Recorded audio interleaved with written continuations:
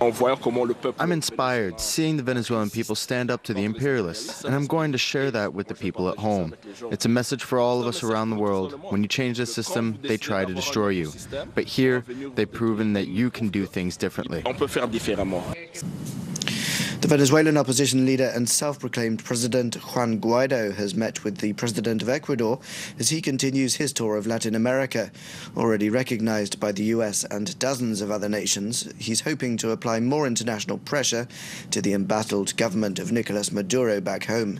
Speaking with President Lenin Moreno, Guaido promised a renewed friendship between Venezuela and Ecuador after relations deteriorated last year.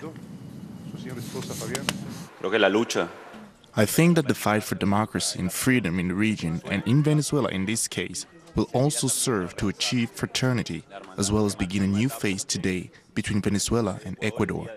It is historic, this meeting, this fight, for fundamental values, essential values, the fight against corruption. La lucha en contra de la corrupción. Now, despite Venezuela being currently in the grips of both an economic and political crisis, many of the so-called Chavistas, the supporters of the late President Hugo Chavez, continue their staunch support of him and his ideals. Well, this Tuesday marks 6 years since the leader of the Bolivarian Revolution succumbed to cancer. Since then, his mausoleum, high above Caracas, has become a pilgrimage site.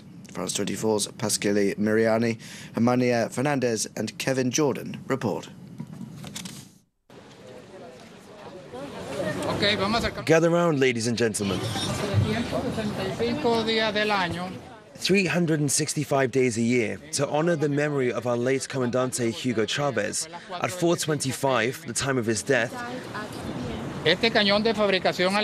this German cannon announces to Venezuela that the revolution lives on in the heart of the true revolutionaries.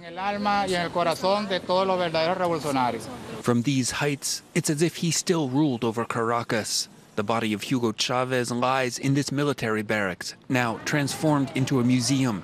It was here that he set up headquarters as he organized a failed coup in the early 1990s. Down there, where the flag is flying, you can see the People's Balcony. The view over the Miraflores Palace, now claimed by 2 presidents, is breathtaking. These visitors are guests of Venezuela's so-called Constituent Assembly, come from around the world to show their solidarity with the government of Nicolas Maduro. I'm inspired seeing the Venezuelan people stand up to the imperialists, and I'm going to share that with the people at home. It's a message for all of us around the world. When you change the system, they try to destroy you. But here, they've proven that you can do things differently.